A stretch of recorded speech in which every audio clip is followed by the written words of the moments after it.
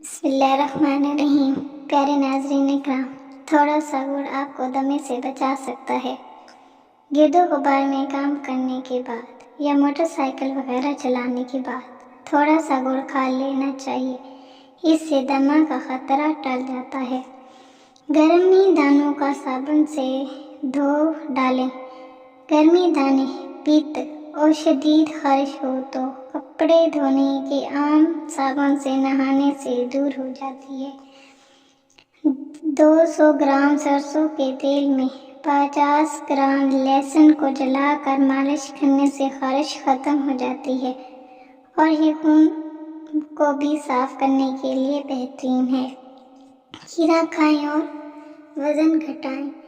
دوپہر کو کھیرے کی کاشیوں پر ہلکا سا نمک، سیاہ مرچ پیسی ہوئی چھڑک کر پیٹ بھر کر کھا لیں، اور اگر بھوک باقی ہو تو تھوڑی سی روٹی کھا لیں۔ اس سے آہستہ آہستہ وزن کم ہو جاتا ہے۔ شرط یہ ہے کہ یہ عمل چند ماہ مسلسل کریں۔ جوڑوں کی سوجن کے لیے آسان ٹوٹکا۔ جوڑوں کی سوجن میں پیاز بے حد مفید ہے۔ پیاز کا رس اور سرسوں کا تیل ہم وزن ملا کر درد والی جگہ پر مالش کرنے سے فائدہ ہوتا ہے۔